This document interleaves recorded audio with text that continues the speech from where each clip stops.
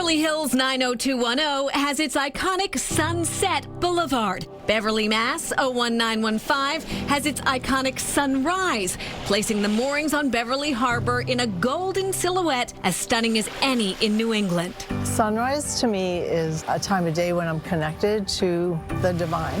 Lisa Palanzi is a sunrise photographer who has captured images up and down the North Shore, at one point taking a sunrise photo a day for an entire year.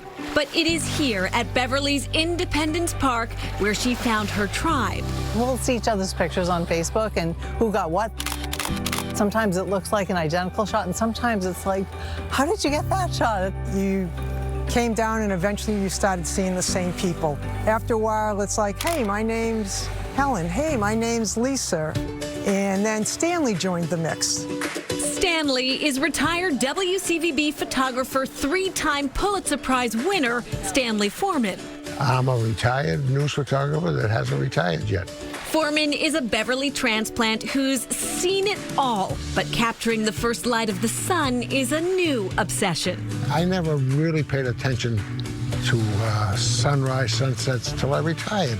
If you look at most of my pictures, I always have a seagull in them. So if you're looking for Foreman, follow the seagulls, but don't expect to find him with a big camera. Most of my work is right here.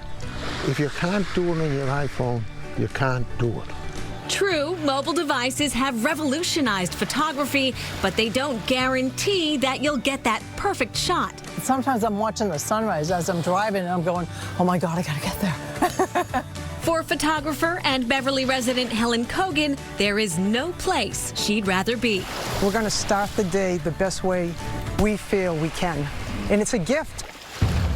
October 10th, 1775, colonial Beverly residents flocked to this beach to witness what historic Beverly President Abby Battis describes as among the earliest victories for what would become the United States Navy.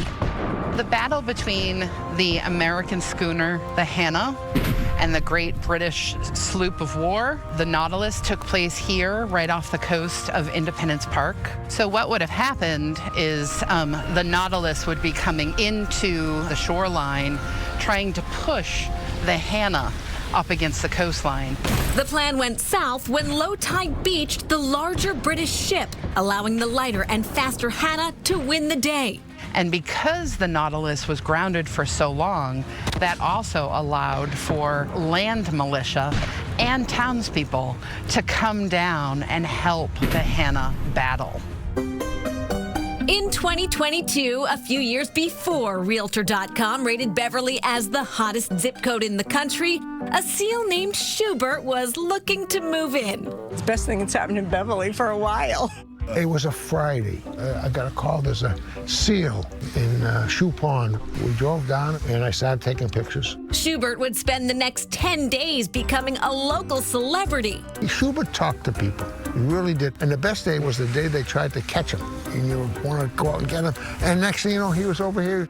After foiling his captors, Schubert would add to his own legend by literally turning himself into the police station in an episode caught on camera. After evading capture for more than a week, Schubert the seal, who somehow made his way from the ocean into the freshwater Shoe Pond, turned himself in. Foreman had photos of it all, so he and his wife decided to immortalize the spunky seal in a book. It just all came together and we had so much fun. And I'd like to say that was my second non-bestseller. Though perhaps the most famous, Schubert is far from the only animal to gallop into the hearts of Beverly residents. So Kevin, we have a local celebrity. So this is Peppy. Everybody seems to love him. I've never seen a frowny face. Kevin Hios began walking his quarter horse, Peppy, through the streets of his Ryleside neighborhood during the COVID-19 pandemic. Started going down the neighborhood and everybody's just started coming out of their houses. 4 years later, Peppy is still turning heads as I witnessed firsthand. In May of 2025, Peppy took his fame to another level with a ceremony here at City Hall. Congratulations, Peppy. He is the official mascot of Ryleside. A distinction for years of service bringing smiles to this community. It earned him a certificate, and from this reporter, a carrot. Good boy.